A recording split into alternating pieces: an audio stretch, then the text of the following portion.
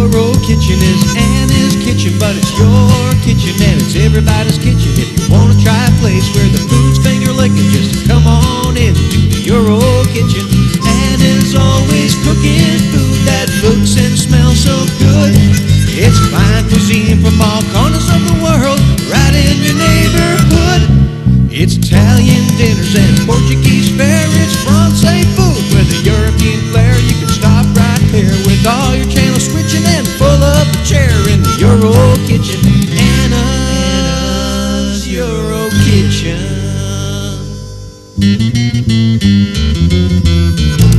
Hi, I'm Anna Marie and welcome to EuroKitchen.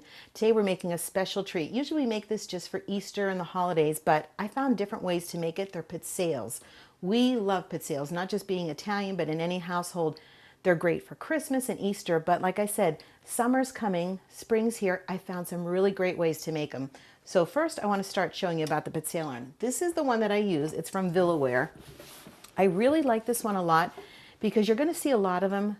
They're all different. Some have plates that are removable. Some of them, this is actually the pizzelle iron here, and it has a little safety notch here. You lift it up. But what's nice is it has all the patterns on here. The one that I used to have was reversible and I could make waffles on that side.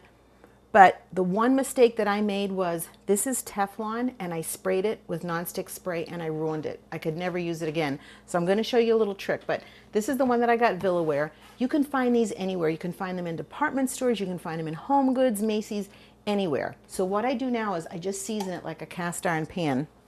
I never wash it. I have my oil here. This is just regular cooking oil. It's not, like olive oil. And what I do is I get the grids nice and greased up with the oil. And I spread it all over inside each of these grids here. And I'm going to do the top. You can do this with a paper towel. This is just one of those heat resistant looks like a little paintbrush. It's just heat resistant.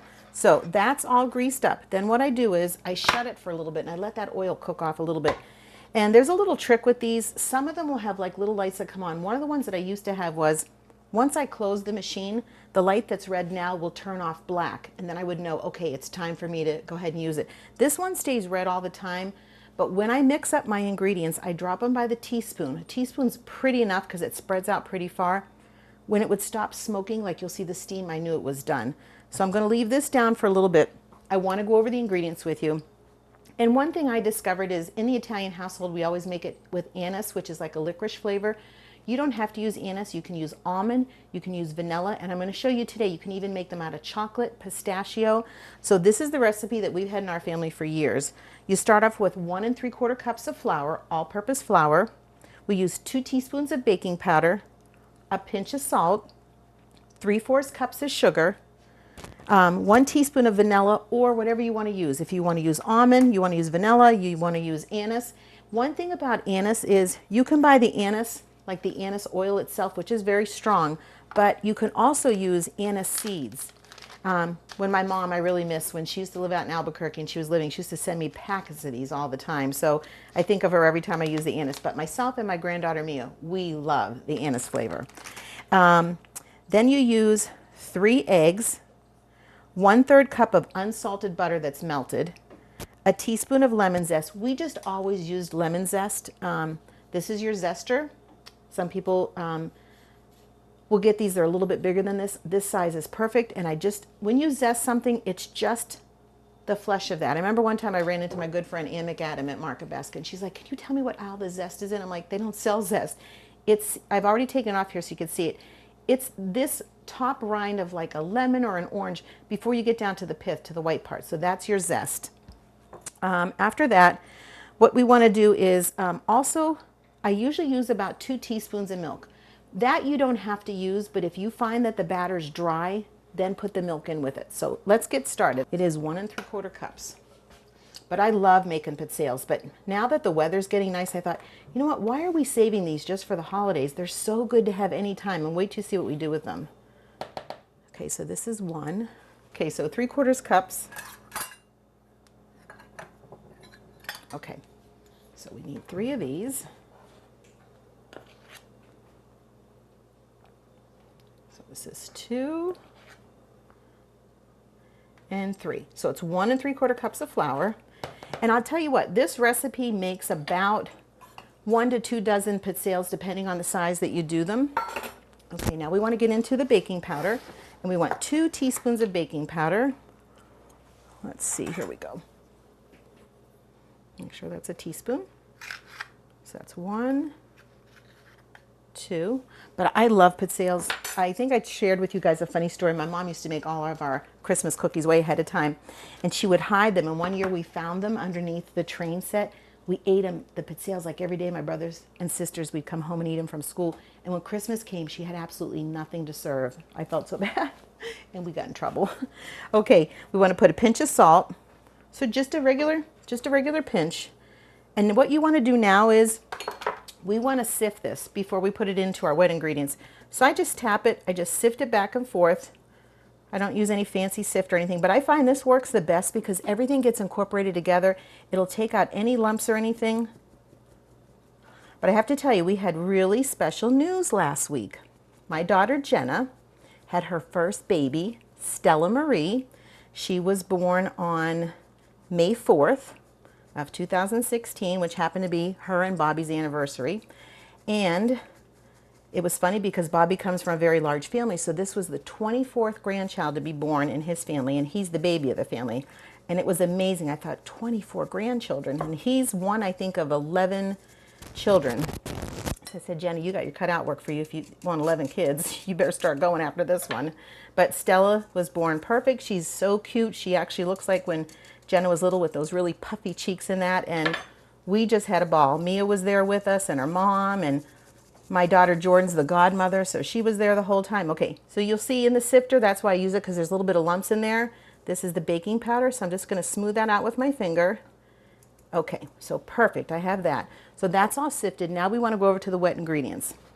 So today, like I said, I made a couple ahead of time. I made pistachio, which you're going to love when you see them, and I made the almond. So today I want to use the anise.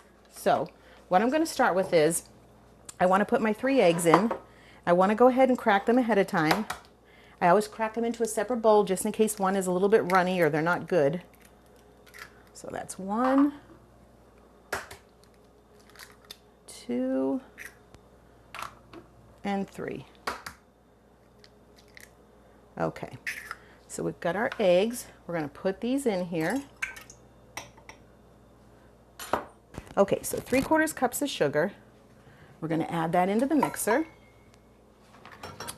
But I just thought, you know what, there's got to be a way that we can keep these pizzelles going all year instead of just at Easter and Christmas time. And now let's add our anise. So I'm going to add the flavor, and I'm going to use a teaspoon. So whatever you want, whether it's almond or if you want to do, the almond is really strong, so be careful. Just use about a 1/2 teaspoon, or you could use the vanilla. I want to make sure that I'm saying that to you correctly. Yeah, it'd be too strong. Just, you want a teaspoon of the lemon zest, and then just about a 1/2 teaspoon. If you're using vanilla, you can use a teaspoon. If you use almond, I'd use 1/2 teaspoon. So this is the anise, so I'm just going to eyeball this because I love anise. And I'm also going to add some anise seed to it. If you're going to use the flavoring, use a little bit less because the dried stuff's always much more stronger. But me and I just love the flavor of anise. And then the other thing I want to do is the butter. I want to put this in the microwave for just a minute. It's been out at room temperature, so it's not going to take long to melt it. And then what I'll do is I'll go ahead and mix the eggs, and I've got my sugar in there, I've got my anise flavoring and the anise seed. Once that's all mixed, I'll add the melted butter to it, and I'll keep mixing that. And then after that, I'm going to add my dry ingredients. Then we'll see if we need the milk. But just a little bit of the lemon zest in it.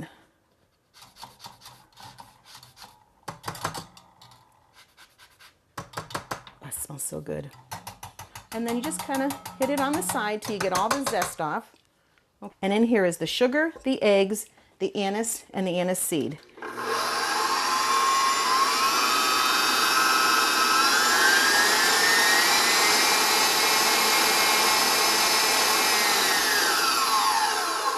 You just want your eggs to be a little bit frothy, and then what I'll do is I'll stop in between when I'm adding the dry ingredients to it. Okay, Now we want to take those ingredients that we sifted together. This was the flour and the baking powder and the salt. Just going to push this in here. You can add it all at once. You don't have to do it separate. Okay. To my hands here. And now into here, I want to add my melted butter. Okay. So everything's in here now. I'm going to start off slow because I don't want it to splatter all over the place. Just going to get this well combined. Want to get the flour mixed in there and the baking powder, the salt, the anise, the eggs. I'm going to turn up just a little bit.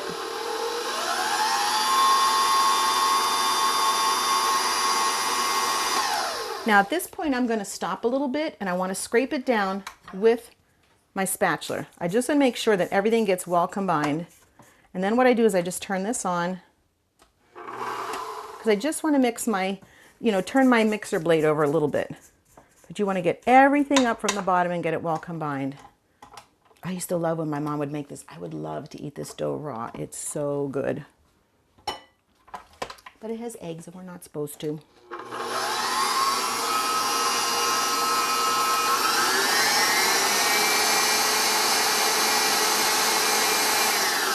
Okay, now you can see the dough is a little bit thick, so that's why I want to put my milk in. So I'm going to start off, I'm going to do 1 tablespoon at a time. It can be whole milk, it can be skim milk, whatever you want. I'm using skim milk, so I'm going to put 1 tablespoon in. Then I'm going to lift this up and just get it all combined.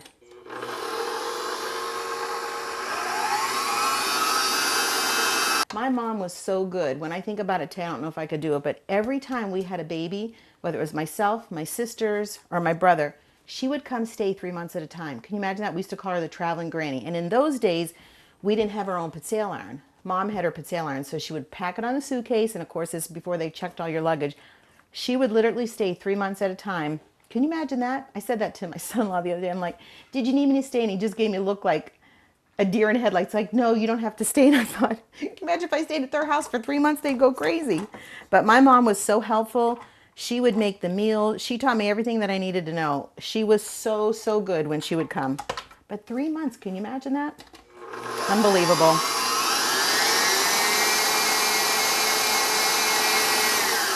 Okay, this is done. So I'm going to take this down and I'm going to undo this hook here.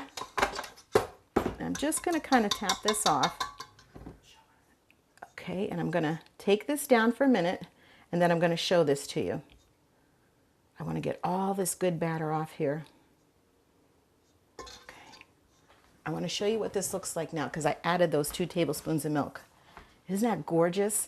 And you can see the little flecks in there from the anise seed that I put in. So I'm going to stir this up. My iron's all ready, so we're going to start. I'm going to give you a little tip. You always want to use a cooling rack to put your potatoes on. This is what I use. I got it at Home Depot. This is how you make the Closet Maids. This is the perfect cooling rack. I love this. So I'm going to get this out of the way. I know it sounds crazy, but it's perfect for me because I make a lot of cookies at a time and I needed something that I could use. I just use a teaspoon and you're going to see that's the perfect thing to use a teaspoon because it's plenty enough. These spread out pretty fast. So we're going to take a teaspoonful. We're going to drop it right into the center. Okay. And what I usually do is I count to about 20. So I'm going to bring the lid down and I'm going to lock it. And I just count to 20 and you can kind of start to hear it cook, like little sizzling in that. The first couple may come out burnt because this has been on for a while. So I watch them and you'll see a little bit of steam escaping from there. When I hear it that it stops sizzling and the steam is stopping, I know that they're done. And it's okay if the first ones are brown or they're not cooked enough. It's okay. It's just the first few. So let's open it up. Oops. Okay. So this one's perfect. We're going to bring it over and this one's up at the top and that's okay. We're just going to pull it off. So the next one I want to show you a little trick that I learned to do. So here goes my second one. Just a teaspoon right in the middle of the iron. But I could make trays and trays of these. And that's one thing that we're trying to do in my house now with the tradition with my mom being gone. My sister and I try to keep this up to do it the day after Thanksgiving. She'll bring her pizzelle iron over to my house and I have mine. My granddaughter Mia comes over. Hopefully little Stella will join us this year, that she'll be big enough. And my great nieces come over, and my nieces and my sister and I make pizzelles, and they do gingerbread houses. And that's like our little tradition that we do. But I want to show you a little trick. If you take any type of lid and you spray it with nonstick spray, okay, I happen to have Mia's sippy cup here. You want to take these when they're nice and hot, because then they're flexible and pliable. Put this over the top of any glass that you have. It doesn't have to be a sippy cup. And just hold it there in place, okay? We want to make a bowl. And what's nice is you can make these in the summertime, like 4th of July, fill them with ice cream, Memorial Day, birthday parties. And then what I do is, if I want to get really fancy, dip the edges in chocolate. Kids go crazy over this because it's edible. So we're going to leave this to cool for a minute while I grab this one off. Another thing too is, why not make your own cannoli wrappers? If you want to, you could roll this up just like the cannoli. You can actually put it around a clothespin or any tube that you have, and you just hold it like that, okay? There's a perfect cannoli shell, and it's got the great flavor. You can make anise flavor, almond, whatever you want. Just let this be seam side down, okay, and we'll fill it afterwards. That's going to be our little surprise for later on. So we're going to make a couple more of these. So that's a little too much, so just want about a teaspoonful. But I get so many requests for these. My good friend Patty Osborne that lives at the Cape loves pizzelles, and her husband Ozzy, I know Ozzy Osbourne, how about that? She'll call me and say, Anna, can you make me some pizzelles? And you know what? It's a good reason for me to go down and visit her. So we're just going to let that steam escape. And as they start to get hard, like this one's hard now, just start to stack them up. And that's all you have to do. Okay, we'll take these off. But my kids like these really, really crunchy. See, there's nothing wrong. It falls off. Just bring it right over. Because some people will make them a little bit thicker, but my kids like them. Look at, they're almost see-through. They like them paper thin and really crunchy. Let's make 2 more, and then I'm going to show you some little treats that I have. Okay, so we'll put this back over here. Get this out of the way. Push this down.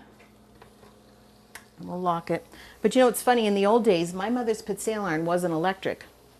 It was a big paddle like this that was metal, and it had a long wooden handle, and she would close it down over the stove, and that's how she used to make the pizzelles. Could you make them? She used to make them one at a time. I couldn't believe it.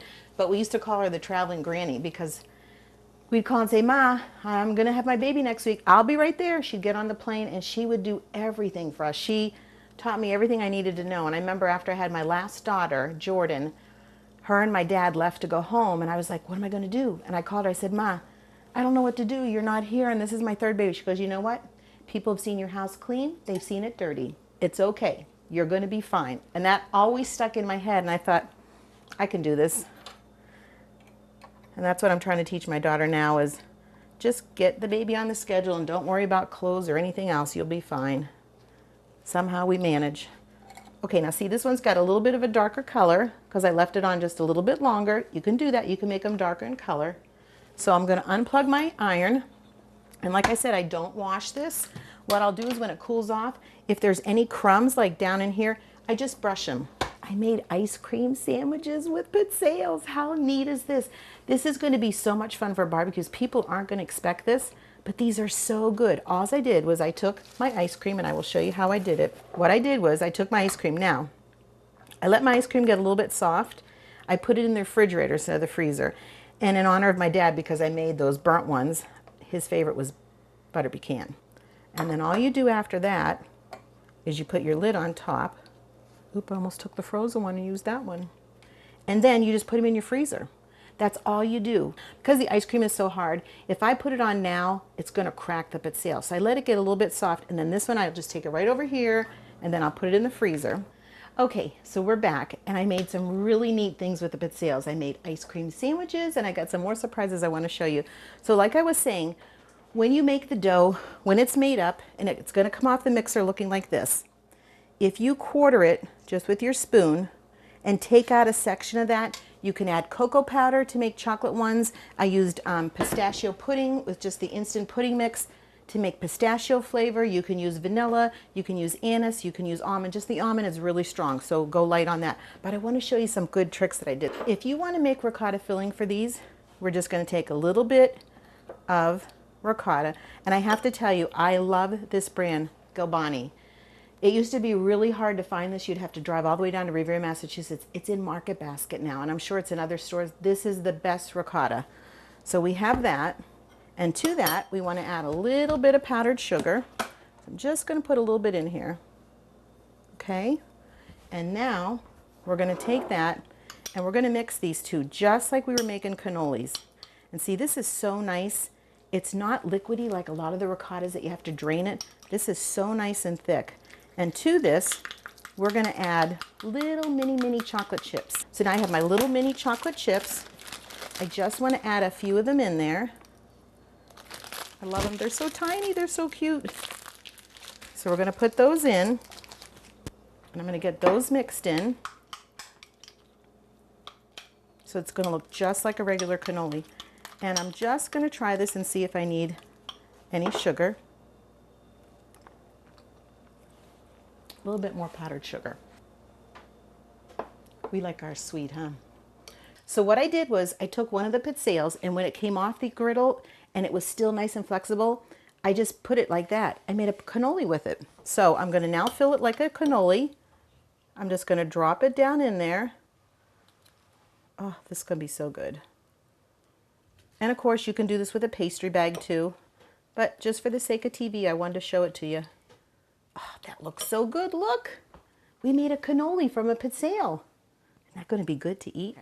This is our ice cream sandwich, and it has the butter pecan in it, and I just put it between 2 layers of the pizzelles. And now, look at this little cup we made. How cute is this? You could make this for baby showers, birthday parties. If you melt a little bit of chocolate, just dip it in it. So this is what I'm going to do with this one.